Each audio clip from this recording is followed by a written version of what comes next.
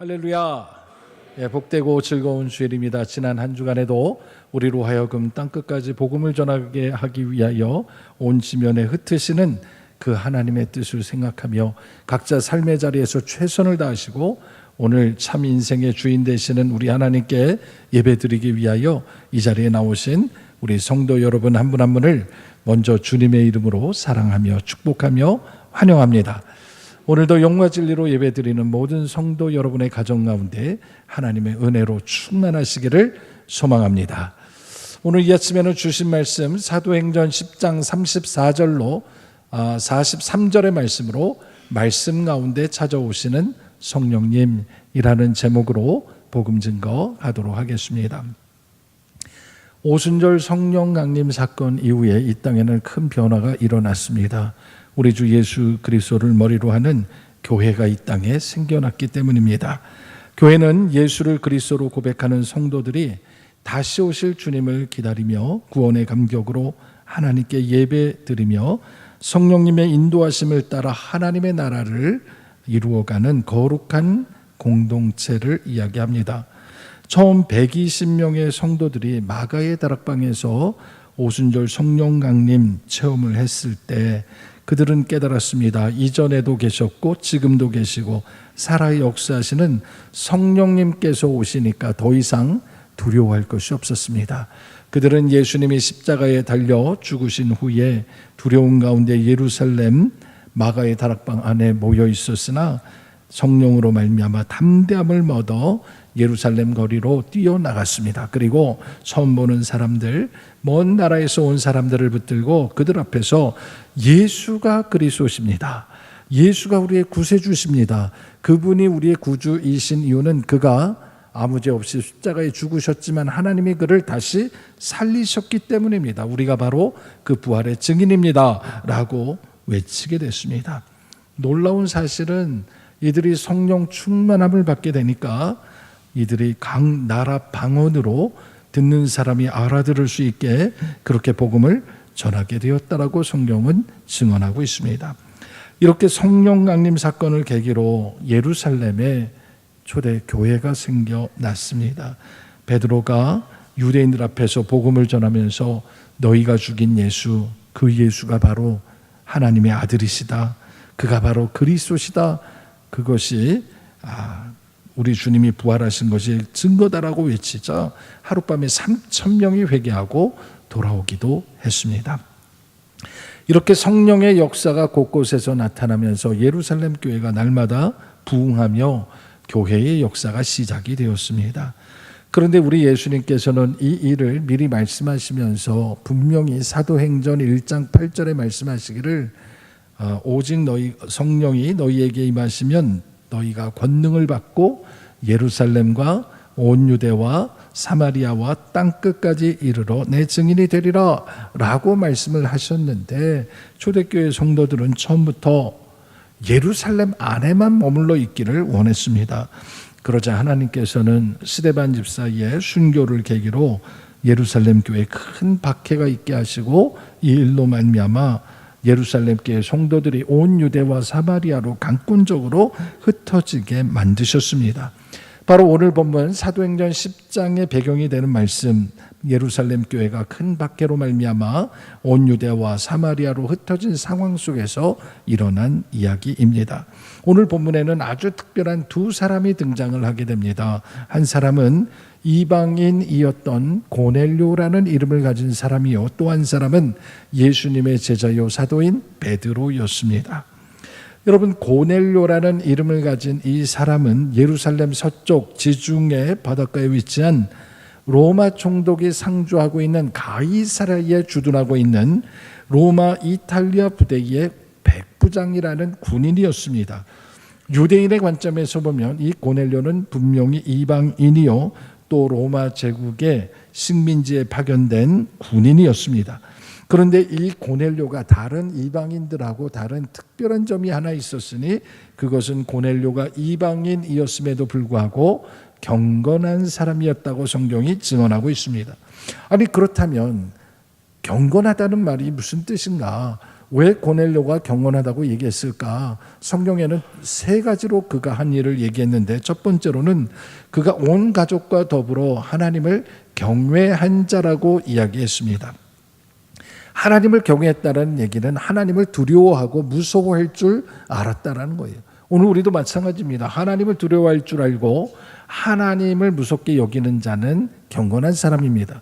그러나 하나님을 두려워하지 않고 하나님이 없는 것처럼 함부로 말하고 함부로 살아가는 사람은 경건하다고 말할 수 없다라는 것이죠. 또 한 가지, 이 고넬료는 비록 이방인이었지만 유대인들을 바라보며 그들 가운데 병들고 아프고 가난한 이들을 보면 긍휼히 여길 줄 알고 구제할 줄 아는 사람이었다고 성경이 증언하는 것이죠. 그러니 하나님을 경외하는 사람은 하나님만 두려워하는 것이 아니라 내 이웃을 사랑할 줄 아는 사람을 얘기하는 것입니다. 끝으로 세 번째로, 이 고넬료는 하나님께 항상 기도하던 사람이라고 이야기하고 있습니다. 고넬료는 이방인이었지만 하나님께 기도하는 사람이었습니다. 그가 어느 날 제9시 그의 기도 시간에 하나님께 기도했습니다. 그런데 기도하는 가운데 환상 가운데 놀라운 것을 보게 됩니다. 그의 기도 가운데 하나님의 사자, 하나님의 말씀을 대언하는 메신저가 나타나서 말하기를 너의 기도와 구제가 하나님께 상달되어 하나님께 기억하신 바 되었다라고 얘기하는 것입니다. 그러면서 하는 말이 지금 당장 요빠에 가서 사도 베드로를 데려다가 그에게 복음을 들으라고 말씀하시는 겁니다. 오늘처럼 연락하기 쉽고 금방 어디에 있는지 알아볼 수 있으면 이 말씀 듣고 실천할 수 있겠지만, 그 당시에 가이사랴와 요빠가 굉장히 멀리 있는 곳이고 그곳에 베드로가 어디에 있는지 알 수도 없는데 이렇게 하나님이 말씀하신 것이죠. 그러나 그는 경건한 사람이었습니다. 그래서 이 기도를 마치자마자 자기 집에 하인 두 사람과 또 경건한 부하 한 사람을 그곳으로 보내서 이제 베드로를 모셔오게 했습니다. 여러분, 이런 일이 벌어지고 있던 순간에 예수님의 수제자요 예루살렘 교회의 수장이었던, 예루살렘 교회의 최고 지도자였던 이 베드로는 정말 요빠에 머물고 있었습니다. 그는 원래 요빠에 머물 사람이 아니었습니다. 원래 예루살렘 교회의 지도자였고 예루살렘 교회에 머물러 있어야 할 사람이었습니다. 그러나 스데반 집사가 돌에 맞아 순교하면서 이 초대교회에 박해가 일어나면서 모든 사람들이 다 예루살렘 밖으로 뛰쳐나가서 유대와 사마리아 곳곳의 도시마다 흩어졌습니다. 그래서 이 초대교회 지도자였던 베드로는 그 그리스도인 성도들이 모여있는 도시마다 찾아가서 그들을 위로하고 격려하고 복음으로 믿음으로 다시 이렇게 세우는 일을 하고 있었던 거죠. 그러는 가운데 요빠로 가게 된 계기가 있었습니다. 요빠로 가게 된 계기는 특별히 요빠에 사는 다비다라는 여제자가 있었는데 매우 경건한 사람이었는데 이 사람이 갑자기 병들어 죽게 됐습니다. 그래서 이 다비다와 함께 했던 공동체가 너무 슬퍼서 이 베드로를 초청해서 기도해달라고 요청합니다. 급하게 그의 집에 와서 그의 죽은 시신 앞에서 함께 기도하며 간절하게 기도할 때 하나님께서 이 다비다를 살려주셨어요. 다시 소생하게 됐습니다. 이 기적을 보고 예수님이 죽은 사람을 살리시는 기적을 성령 충만함을 받은 이 베드로도 하게 되는 모습을 보면서 초대교회 성도들이 희망을 가지기 시작하면서 그들이 그곳에서 다시 모여서 교회를 세우고 함께 위로를 받고 있었습니다.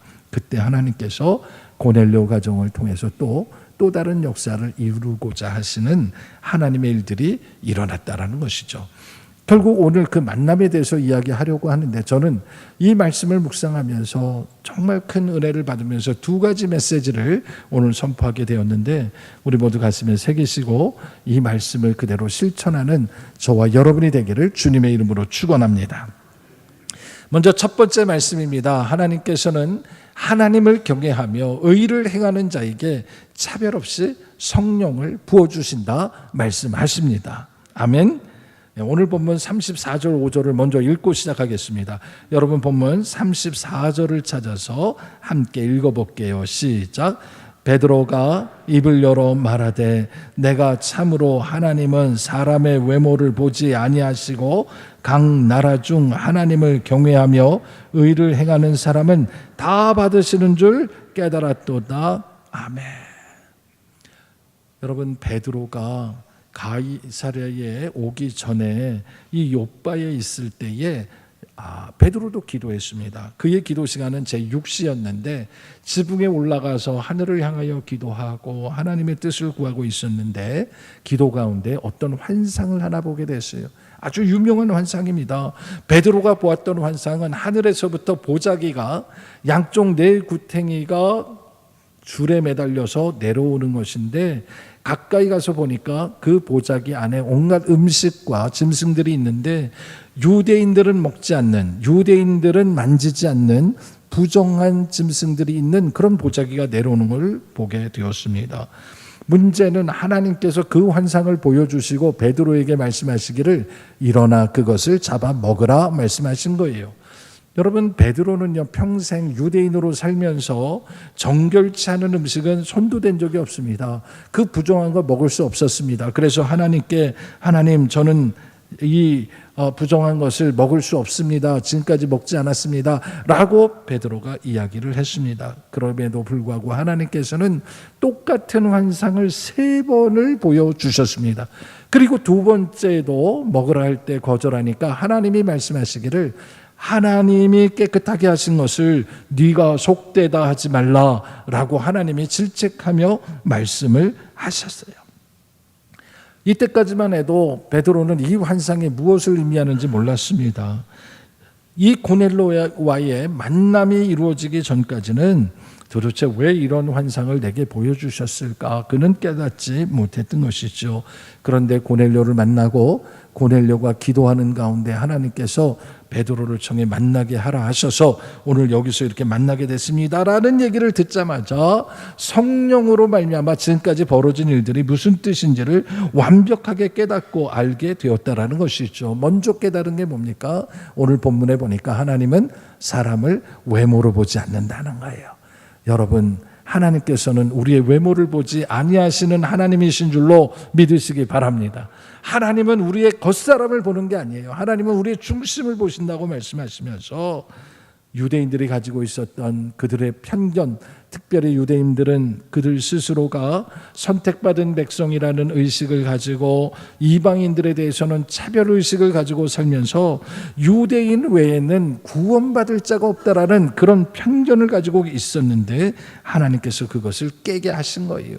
베드로가 지금까지 하나님의 말씀대로 성령대로 그 일을 감당했지만 그가 지금까지 예루살렘과 온 유대와 사마리아까지는 갔지만 땅끝이라고 말씀하실 때 이 유대인이라는 이 범주를 벗어나서 전 세계를 향한 하나님의 뜻과 계획이 있는지 몰랐던 것이죠. 그런데 이 성령 충만함을 받게 되고 또한 고넬료를 만나게 되면서 하나님은 우리의 외모를 보지 않으시는구나 하는 것을 깨닫게 되었던 것이죠. 그러면서 누구든지 하나님을 경외하고 의를 행하는 자가 있다면 그 사람이 어떤 모습이든 어떤 국적이든 어떤 피부색을 가지고 있든 어떤 일을 하든 어떤 인종이든 차별 없이 하나님은 구원하기를 원하신다 하는 것을 깨닫게 되었습니다. 여러분, 하나님께서는 유대인들만 사랑하시는 게 아니라 하나님은 이방인들도 똑같이 사랑하시는 줄로 믿으시기 바랍니다.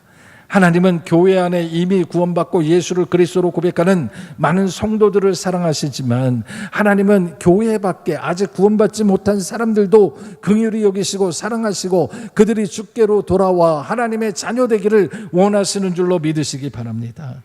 베드로가 그것을 깨닫게 되면서 이제 성령으로 말미암아 감동에 의하여 깨달은 바를 3가지를 얘기했습니다. 첫째는 하나님을 경외하고 의를 행하는 자를 하나님이 구원하신다 하는 것을 깨닫게 됐어요.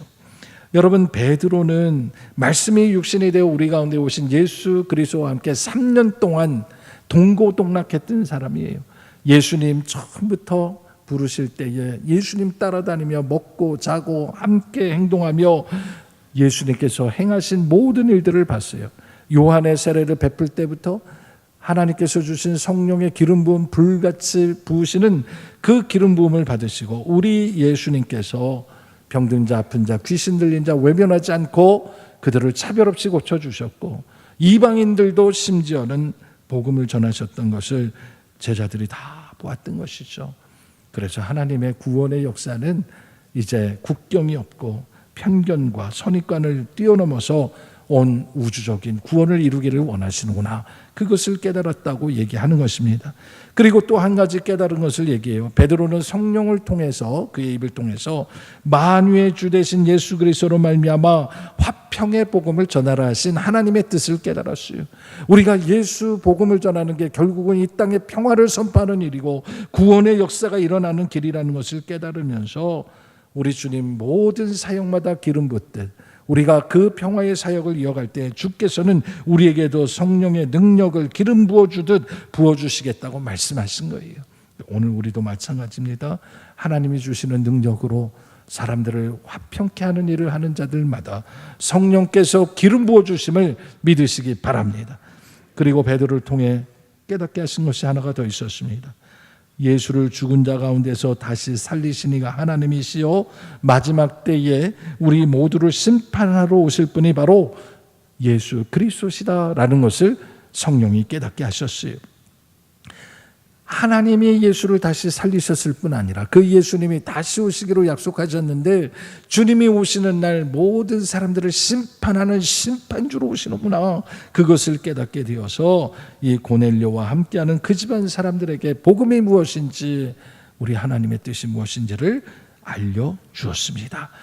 그 복음이 무엇입니까? 43절 말씀. 그에 대하여 모든 선지자도 증언하되 그를 믿는 사람들이 다 그의 이름을 힘입어 죄사함을 받는다 하였느니라 했습니다. 복음은 예수를 믿는 거예요. 그런데 예수를 믿는다는 건 뭐냐? 예수의 이름으로 죄사함 받는 은혜를 누리는 것을 얘기해요. 여러분, 우리가 세상을 향하여 외쳐야 할 복음이 바로 이것입니다. 세상에는 죄가 가득합니다. 하나님 앞에 우리 모두 다 지은 죄가 많습니다. 그런데 우리가 이 죄를 용서받는 길은 하나밖에 없어요. 하나님 앞에 엎드려 회개하며 예수 그리스도의 이름으로 죄사함 받으면 우리가 지은 죄가 지능같이 붉을지라도 주께서 그 모든 죄를 깨끗하게 해주심을 믿으시기 바랍니다. 주의 이름을 믿는 자에게 구원을 주신다 약속하신 거예요. 그 약속을 믿는 자는 이제 온 유대와 사마리아와 땅끝까지 이르러 그 경계를 넘어서서 온 세계를 향하신 하나님의 구원의 역사를 이루시겠다 하는 것을 깨닫게 된 것이죠.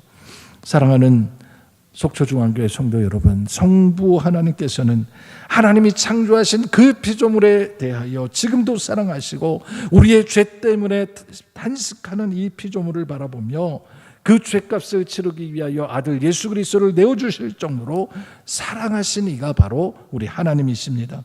또한 성자 예수 그리스도께서는 하나님의 그 뜻을 이루기 위하여 하늘 보좌를 버리고 우리 가운데 내려오셔서 십자가에 죽기까지 복종하신 이가 바로 우리 주 예수 그리스도임을 믿으시기 바랍니다. 성령 하나님 지금도 살아계셔서 우리와 함께 하시며 하나님 나라를 우리에게 보여주시며 우리로 하여금 구원에 이르게 하시는 줄로 믿으시기 바랍니다. 그 성부, 성자, 성령 삼위일체 하나님께서 그 온전한 사랑으로 오늘 우리를 차별 없이 모두가 구원에 이르기로 하는 줄로 믿으시고 우리가 그 구원의 하나님의 역사에 동참하는 거룩한 성도가 되기를 주님의 이름으로 축원합니다. 두 번째로 기억할 말씀이 있습니다. 하나님께서는 말씀 가운데 찾아오시는 성령을 만나라 말씀하십니다. 베드로가 이 이방인의 집 고넬료의 집에 찾아와서 예수 그리스도 복음의 핵심을 전파하니까 놀라운 일이 벌어졌습니다. 그날 그 자리에 성령이 다시 내려오신 거예요. 오순절 성령 강림 사건 이후에 이렇게 집단적으로 여러 사람에게 성령 강림 사건이 일어난 것은 이번이 처음인 것이죠. 이것을 통해서 하나님께서는 유대인들뿐만 아니라 이방인들에게도 성령의 불이 떨어지는 것을 보여주셨어요. 우리가 오늘 함께 읽은 본문 마지막 절 다음에 44절을 찾아서 다 같이 읽어보겠습니다. 시작. 베드로가 이 말을 할 때에 성령이 말씀 듣는 모든 사람에게 내려오시니. 아멘. 여러분, 베드로가 성령의 감동으로 하나님이 주신 은혜로 복음을 전할 때 그 말씀을 들었던 자들에게 성령이 내려왔다고 분명히 증언하고 있습니다. 여러분, 사도행전 2장의 오순절 성령 강림 사건 때에 마가의 다락방에서 성령 충만함을 받았던 120명, 이 120명은 100% 유대인들이었어요. 여러분, 그들 가운데, 유대인 가운데 흩어졌던 유대인들, 다른 나라에서 온 헬라파 유대인이 있거나 아니면 이 히브리파 유대인으로 구분이 될 뿐 그들 모두가 유대인이었어요. 한 사람도 이방인이 없었다는 얘기예요.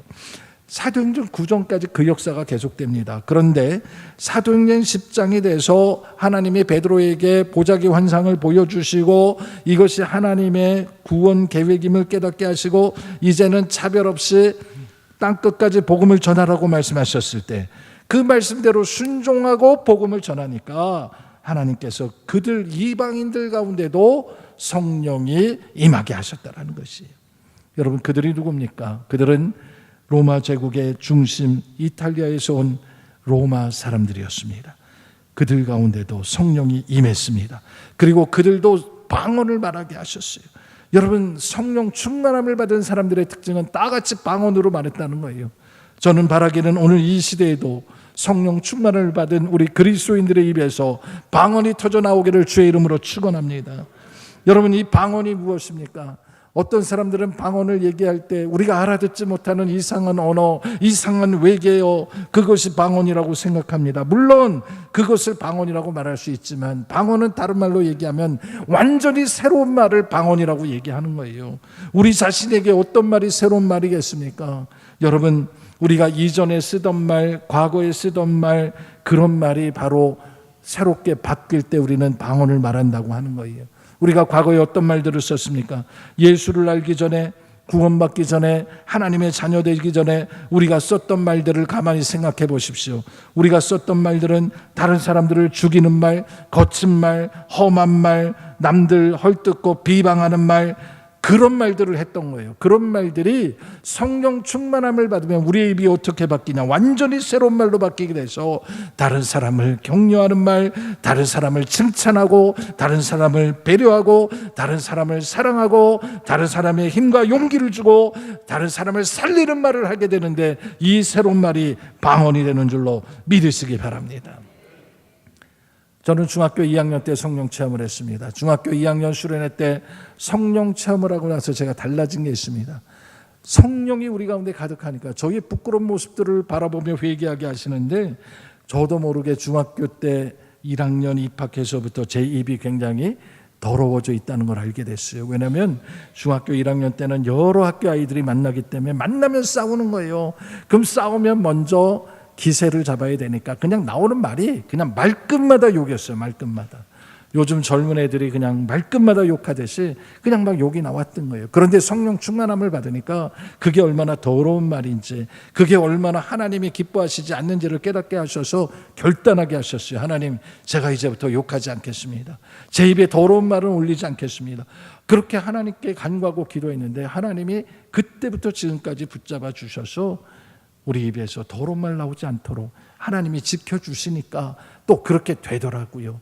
여러분, 우리가 세상 살면서 욕하지 않고 다른 사람 비난 비평하지 않고 다른 사람 축복하고 축하고 살 수 있음을 믿으시기 바랍니다. 성령 충만하면 그렇게 바뀌는 거예요. 여러분, 사람들이 보통 처음 만났을 때 뭘 봅니까? 대부분은 첫인상 외모를 보죠. 그런데 어떤 사람은 첫인상과 외모와 달리 조금만 만나보면 겉사람이 속사람과 다르다는 것을 발견하게 되는 거예요. 그런 사람들은 오래 가지 못합니다. 그런데 속사람이 이쁜 사람은 진짜 오래 가게 되더라고요. 대부분의 사람들 중에, 제가 지금까지 기억하는 사람 중에 오래도록 정말 그 사람은 훌륭한 사람이야, 그 사람은 참 좋은 사람이야, 그렇게 기억하는 사람들이 어떤 사람인가 가만히 생각해 보니까 예쁜 말 하는 사람들을 제가 오래 기억하더라고요. 왜 그럴까 생각해 보니까 우리의 입을 통해서 다른 사람을 격려하고 배려하고 따뜻하게 해주는 사람, 그 사람이 정말 성령의 사람이고 하나님의 사람이구나 하는 것을 깨닫게 되었기 때문이에요. 우리 모두가 다 버릇을 바꾸고 싶지만 쉽지 않은 거 아시죠? 습관도 잘 안 바뀝니다. 그게 우리의 딜레마예요. 그런데 분명하게 성경이 말씀하십니다. 하나님의 말씀을 들을 때, 성령 감동으로 된 베드로의 말씀을 들을 때에 성령이 그들 가운데 내려왔다고 말씀하고 있습니다. 우리는 쉽게 변하지 않는 쇳덩어리들이지만 성령이 우리 안에 거하시고 성령이 우리 마음을 주장하시기 시작하면 우리 의지와 더불어서 새롭게 변화되는 것을 우리가 보게 되는 것이죠. 여러분, 우리가 변하면서 어떻게 변할까? 오늘 본문 45절을 보니까 이들이 방언을 받았는데 이렇게 변했다고 기록되어 있습니다. 제가 읽어드릴게요. 45절. 베드로와 함께 온 할례 받은 신자들이 이방인들에게도 성령 부어 주심으로 말미암아 놀라니 이는 방언을 말하며 하나님 높임을 들음이로라 했어요. 여러분, 이방인이었던 이 고넬료와 그의 가족들에게 성령 임하심을 보고 베드로와 함께했던 유대인들이 깜짝 놀란 거예요. 아니, 어떻게 하나님께서 우리 유대인이 아닌 이방인들에게도 성령을 주시는가? 그렇게 놀라서 봤는데 이들 입에서 막 방언이 나오기 시작하는데 그 방언의 내용이 뭐냐? 핵심적으로 하나님을 높이는 말이라는 거예요. 여러분, 예수가 그리스도임을 증거하고 하나님께 영광 돌리는 이 언어가 바로 새로운 말 방언이라는 것을 우리에게 말씀하시며, 하나님의 구원의 역사는 한계가 없다. 어떤 민족 어떤 나라도 하나님이 구원하신다는 것을 깨닫게 하시는 거예요. 그래서 사도행전 10장 말씀을 통해서 이제 역사상 최초로 유대인이 아닌 이방인도 세례받고 이방인도 그리스도인이 되는 역사가 나타나게 됩니다. 그 이야기가 47절부터 마지막에 기록이 되어 있습니다. 그런데 중요한 것은 47절 이하를 보면 베드로가 얘기하는 거예요. 이 사람들이 우리와 똑같이 성령을 받았으니 누가 이들에게 세례 베푸는 것을 막을 수 있겠느냐라고 얘기하면서 예수 그리스도의 이름으로 세례를 베풀었다고 기록이 되어 있는 거예요. 이 말씀을 보면서 우리가 생각해 보는 겁니다. 저는 여러분에게 질문 드려볼 거예요. 세례 받는 게 먼저입니까? 성령 받는 게 먼저입니까? 많은 사람들이요, 세례를 받고 신앙생활 하다가 어떤 계기가 되면 성령을 받는다라고 생각을 하세요. 여러분, 그거 틀린 얘기입니다. 성령을 받지 않으면 세례 받을 수가 없어요. 우리가 비록 지금 오늘날의 교회에서 세례 받을 때 세례 신청하고 교리 교육 받고 내가 누구인지, 하나님이 어떤 분인지, 삼위일체 하나님에 대해서 공부하고 내가 세례받는 의미가 무엇인지 다 배우고, 그리고 마지막에 우리가 문답을 통해서 통과되면 세례를 받기 때문에 내가 지식으로 세례를 받는다라고 생각을 합니다. 그러나 여러분, 어떤 경우에도 우리 교회는 예수가 그리스도임을 믿지 않으면 세례 주지 않습니다. 여러분, 예수가 그리스도임을 믿는다는 것은 성령이 하시는 일이고, 내가 예수를 그리스도라고 고백하면 이미 성령이 내 안에 오셨음을 믿으시기 바랍니다. 성령이 우리로 하여금 예수가 그리스도임을 고백하고 하나님의 아들이심을 믿게 하시니까 우리가 세례를 받게 되었다는 거예요. 지금 고넬료가 그렇게 세례받았고, 이 고넬료 한 사람으로 말미암아 함께했던 모든 가족이 다 같이 세례받고 구원받았다. 그 이야기를 오늘 본문이 증거하고 있는 것입니다. 이 본문을 통해서 오늘 우리가 깨닫는 것이 무엇입니까? 하나님은 지금도 우리의 울타리를 벗어나서 땅끝까지 복음이 전해지기를 원하시는 줄로 믿으시기 바랍니다. 이 초대교회 성령의 역사가 오늘 여러분의 가정에서도 일어나기를 간절히 소망합니다. 고넬료라는 이방인 한 사람이 경건하게 삶으로 그를 통하여 하나님께서 기도를 들어주시고 온 가족이 구원에 이르게 된 것 같이, 오늘 우리 가운데 아직 예수 믿지 않은 가족이 있다면, 오늘 우리 가운데 아직 예수 믿지 않는 친구들과 이웃이 있다면 고넬료와 같이 기도하고 전도하며 하나님의 은혜를 구하시기 바랍니다. 하나님께서 이 고넬료 이방인 한 사람을 통하여 전도의 문이 열리게 하시고 이방 세계의 복음의 문이 열리게 하신 것처럼 오늘 여러분과 저를 통하여 하나님의 구원의 역사가 계속해서 이 땅에 일어나게 되기를 주님의 이름으로 축원합니다. 기도하겠습니다. 우리를 사랑하시되 끝까지 사랑하시는 아버지 하나님, 오늘 주신 말씀을 통하여 세상 모든 사람들이 구원에 이르기를 원하시는 아버지 하나님의 마음을 품게 하시니 감사합니다. 고넬료 한 사람의 믿음으로 온 가족이 구원에 이르게 된 것처럼 오늘 우리 한 사람을 통하여 우리의 가정과 우리의 이웃과 우리의 친지들 가운데 구원의 역사가 일어나게 하여 주시옵소서.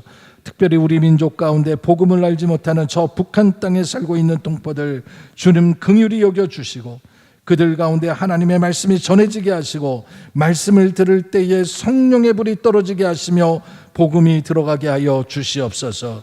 예수님의 이름으로 기도하옵나이다.